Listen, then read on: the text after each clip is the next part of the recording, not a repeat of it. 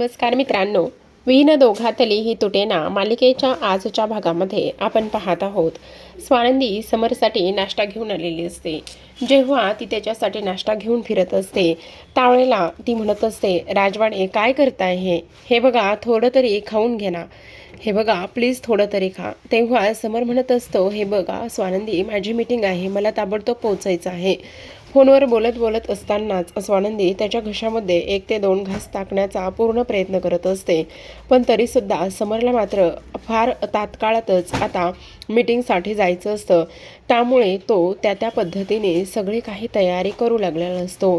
मग इथे आता समर धावतच पुढे जात असतो आणि तेव्हा मात्र आता इकडे जेव्हा तो हॉलमध्ये येतो तेव्हा मल्लिका ही समरकडे पाहते आणि समरकडे पाहिल्याबरोबर तिला धक्काच बसतो. मग त्यानंतर अंशुमनसुद्धा पाहतो. इथे मल्लिकाच्या हातामध्ये असलेलं खाऊची डिश ही हवेतच उडते. त्यानंतर अंशुमनच्या तोंडामध्ये असलेलं पाणीसुद्धा अक्षरशः उडून जात असतं आणि त्यानंतर मात्र इकडे सगळेजण हसायला लागलेले असतात. मग समर मात्र इथे स्वतःच्या हातामध्ये असलेली जी काही ऑफिसची बॅग आहे ते बॅग मात्र पटकन तो इथे त्याच्या चेहऱ्यासमोर पकडत असतो. मग ती ऑफिसची बॅग पटकन चेहऱ्यासमोर पकडल्यानंतर आता सगळेजण हसायला लागलेले असतात.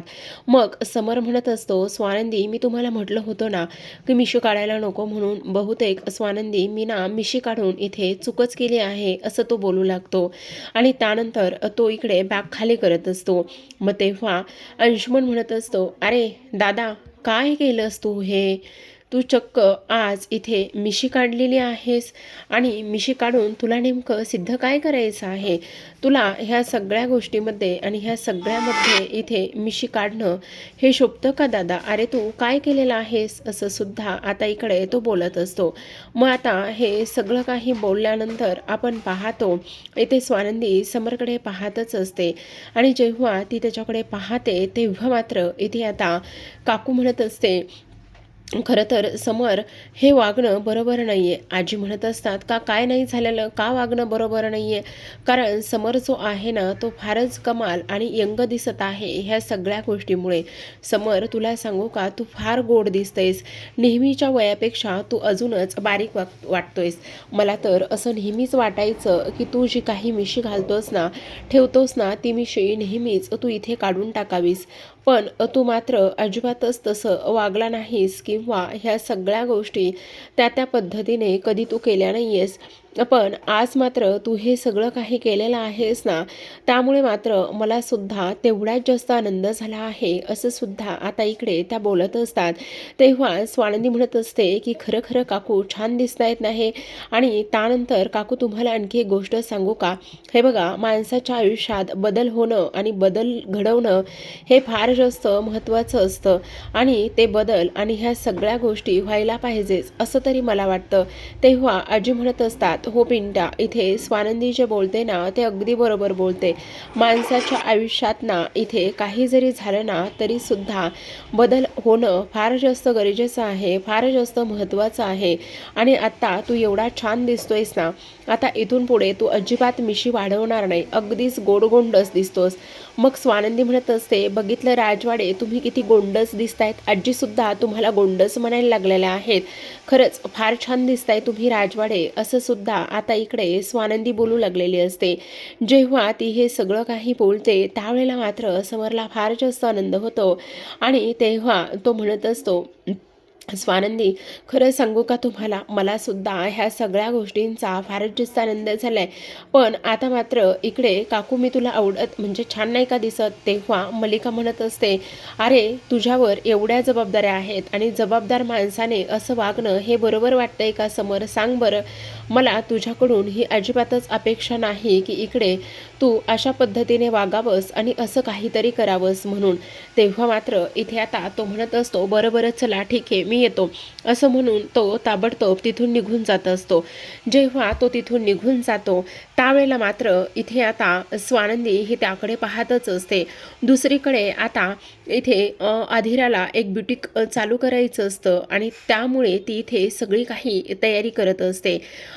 ब्रँड क्लिअरिटी, त्याबरोबर लीगल मेटल आणि त्याचबरोबर त्याची कॉस्ट, त्याचबरोबर लोकेशन, त्याचबरोबर ब्रँड कुठला असावा, त्याचबरोबर इथे त्याच्या कॉस्ट कशा असाव्यात, फॅब्रिक कुठलं असावं, त्याचबरोबर इथे सर्वसामान्य लोकांना परवडेल का, ब्रँड कसा असावा, ह्या सगळ्या गोष्टींची शॉर्टलिस्ट तिने काढलेली असते रोहनच्या मदतीने. मग आता आधिरा म्हणत असते, खरं सांगू का रोहन, हे सगळं ना फक्त तुझ्यामुळे शक्य होतंय. आज ना मला ह्या सगळ्या गोष्टींचा ना फार जास्त आनंद होतोय आणि तो फक्त आणि फक्त इथे तुझ्यामुळे. तू जर इथे माझ्याबरोबर असशील ना तर माझ्यासाठी कोणतीही गोष्ट इम्पॉसिबल नाही आहे. आज खरंच सांगू का, तू हे सगळं काही माझ्यासाठी करतोयस ना, त्यामुळे मला फार जास्त आनंद होतोय. खरंच तू माझा ना चॅम्पियन आहेस, तू माझ्यासाठी सगळं काही आहेस, असं सुद्धा आता इकडे ती बोलू लागलेली असते.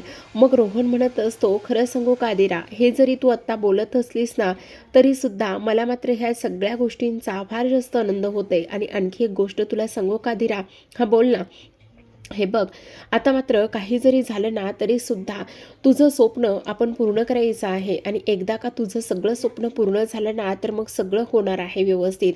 तेव्हा आधिरा म्हणत असते, रोहन तुला एक गोष्ट सांगू का, मला नेहमी असं वाटतं की काही जरी झालं ना तरीसुद्धा आपलं स्वप्न हे स्वप्नच राहायला नको.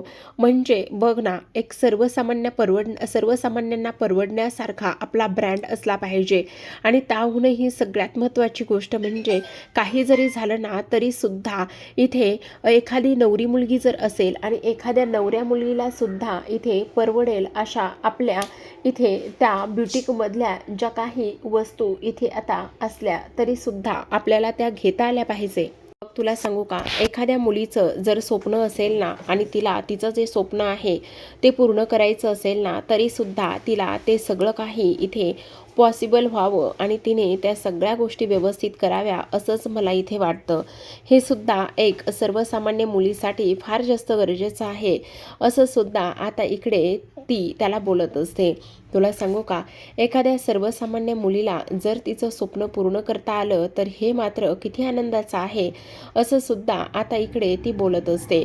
मग त्यानंतर इथे आपण पाहतो हे सगळं काही होत असताना रोहन म्हणत असतो, हे बघ आधिरा, तुझं हे जे काही स्वप्न आहे ना ते स्वप्न नक्कीच पूर्ण होणार.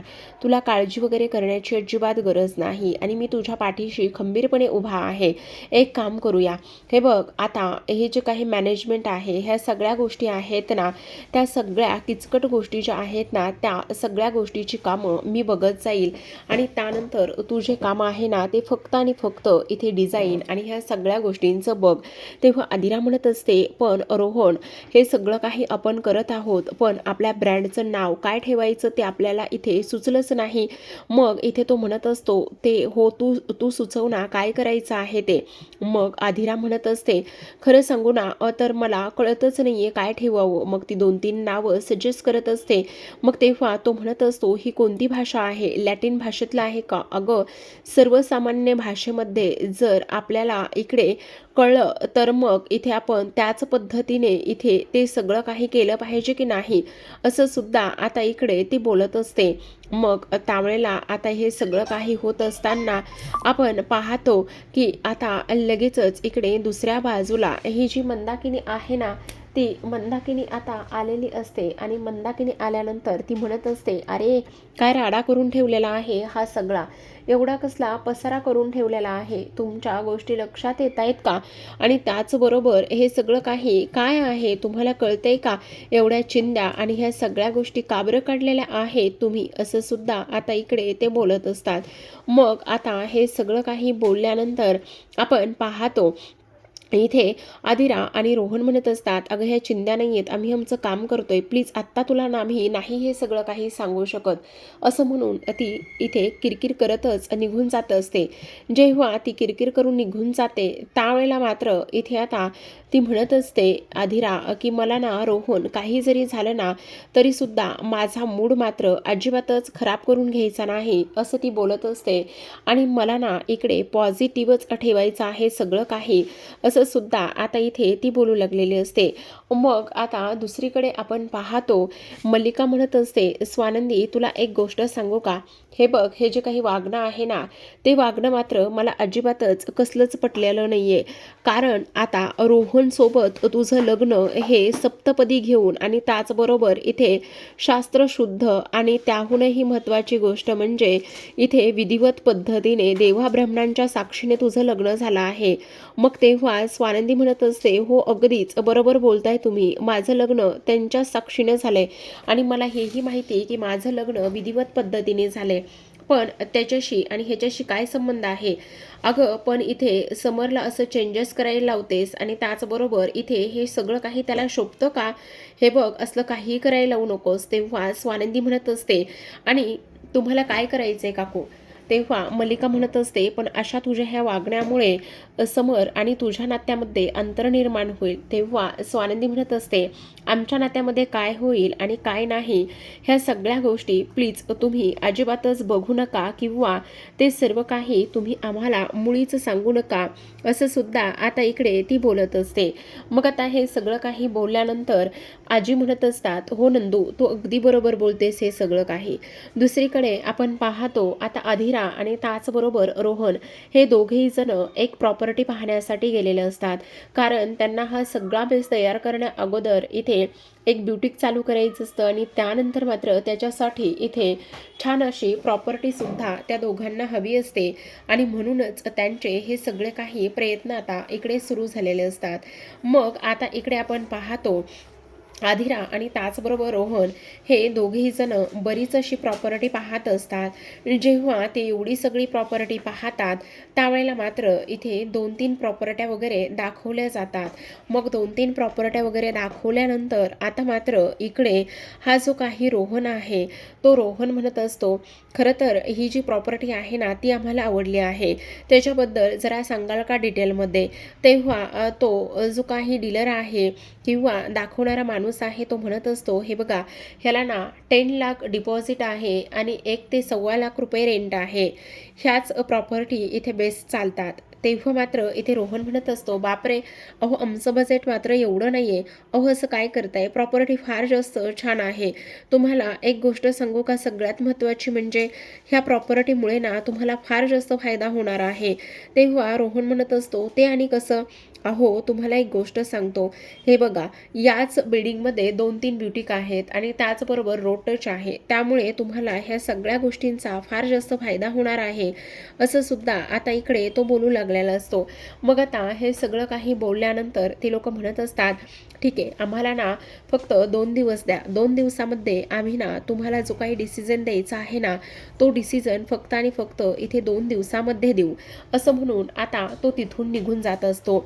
दुसरीकडे आपण पाहतो आता हळूच हा समर ऑफिसमध्ये आलेला असतो. जेव्हा हा समर ऑफिसमध्ये येतो त्यावेळेला मात्र इथे डोकावून बघत असतो आणि जेव्हा तो डोकावून बघतो तेव्हा मात्र इकडे त्याला अजूनच भीती वाटत असते की आपल्याला कोणी पाहतंय की काय करतंय. मग आता हळूच इकडे ह्या आपल्या आनंदने पाहिलेलं असतं. मग आनंदने पाहिल्याबरोबर आता मात्र इकडे तो म्हणत असतो, हा नारळ सोडल्यासारखा का बरं वाटतोय? नेमकं ह्याचं काय चाललेलं आहे हे मात्र मला अजिबातच कळत नाही, असं सुद्धा आता इकडे तो बोलू लागलेला असतो. मग आता हे सगळं काही बोलल्यानंतर आपण पाहतो की आता मात्र इकडे आनंद एका गोष्टीचा विचार करत असतो आणि तो म्हणत असतो की हे बघ, हा सगळा काही जो बदल आहे ना तो बदल मात्र इथे कशा पद्धतीने आणि का झालाय हे मात्र मला इथे समजायला हवं. तेव्हा तो म्हणत असतो, खरं सांगू का तुला, सगळ्यात महत्त्वाची एक गोष्ट म्हणजे की हे बघ, हे सगळं ना स्वानंदीमुळे झालेलं आहे. स्वानंदी ह्या सगळ्या गोष्टीला इथे जबाबदार आहेस. पण तुला सांगू का समर, एक नंबर दिसतोयस तू. अरे तुला एक गोष्ट सांगतो, नेहमीपेक्षा ना तू 4 ते 5 वर्षांनी यंग वाटायला लागलेला आहेस. आणि तुला अजून एक गोष्ट सांगू का, ह्या सगळ्या लुकमध्ये ना तू खूपच भारी आणि कमाल दिसत आहेस, असं सुद्धा आता इकडे तो बोलू लागलेला असतो.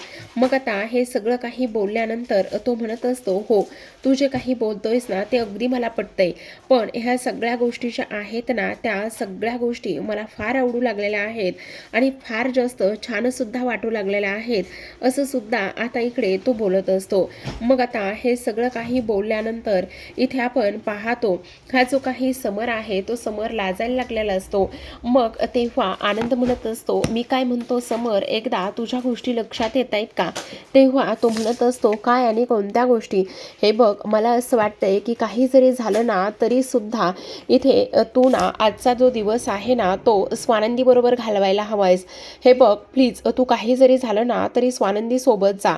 तेव्हा तो म्हणत असतो, नाही मी अजिबातच स्वानंदीकडे जाणार नाहीये, कारण मला ना ऑफिसमध्ये फार जास्त कामं आहेत. अरे असं काय करतोयस? तिच्याबरोबर जर वेळ घातलास ना तर तिला अजूनच आनंद होईल. हे बघ एकदा जा तरी तू. तेव्हा तो म्हणत असतो, अजिबातच नाही, मी कुठेही जाणार नाही. दुसरीकडे आपण पाहतो आता मात्र इकडे स्वानंदी ही तिच्या बाबांच्या घरी आलेली असते आणि तिच्या बाबांनी मस्त असा सूर लावलेला असतो. त्यांना गायला फार आवडतं आणि गाणे गाताना त्यांचं मन अक्षरशः तल्लीन होऊनच ते सगळं काही करत असतात. आता ह्या सगळ्या गोष्टी करत असताना स्वानंदी म्हणत असते, बाबा खरं सांगू का, तुमचा सूर फारच छान लागलेला आहे. म्हणजे तुम्हाला एक गोष्ट सांगू का, सारे गमप हे जे काही चालू झालेलं आहे ना त्यात तर इकडे, अगं त्यात काय, आर्य आंबेकर होती ना तेव्हापासून मी त्या सगळ्या गोष्टी बघतोय आणि अजूनसुद्धा आता मला फारच जास्त हे सगळं काही आवडायला लागलेलं आहे, असं सुद्धा आता इकडे तो बोलत असतो. तेव्हा स्वानंदी म्हणत असते, खरं सांगू का, मला तर ना इकडे फारच जास्त आनंद होतोय ह्या सगळ्या गोष्टींचा. आणि बाबा तुम्हाला अजून एक गोष्ट सांगू का, ह्या सगळ्यामुळे ना आता आपण राजवाड्यांना सुद्धा ह्या सगळ्या गोष्टी सांगायच्या का? तेव्हा आज बाबा म्हणत असतात, हो अगदी बरोबर बोलतेस तू स्वानंदी, कारण काही जरी झालं ना तरी सुद्धा इथे राजवाड्यांसोबत ही मैफिल बसायलाच हवी. आणि त्याचबरोबर ती लगेचच राजवाड्यांना इकडे फोन लावत असते आणि फोन लावल्याबरोबर आता ती समरसोबत बोलत असते. तेव्हा समर म्हणत असतो, आणि इकडे तुम्ही सुद्धा तिथेच आहात का? आणि तेव्हा ती म्हणत असते, हो मी सुद्धा इथेच आहे, असं सुद्धा ती आता बोलत असते. आता हे सगळं काही बोलल्यानंतर आता लगेचच स्वानंदी म्हणत असते, कारण बाबांना इकडे ती मैफिल बघायची आहे आणि त्याचबरोबर सारेगमप जॉईनसुद्धा करायचं आहे. तेव्हा समर मात्र फार हसायला लागलेला असतो. तर आता प्रेक्षकांनो, अशाच नवनवीन मालिकांचे अपडेट्स आणि रिव्ह्यू जाणून घ्यायचे असतील, पाहायचे असतील तर नक्की चॅनलला सबस्क्राईब करा आणि पाहत रहा. वीण दोघातली ही तुटेना. भेटूया उद्याच्या भागात. तोपर्यंत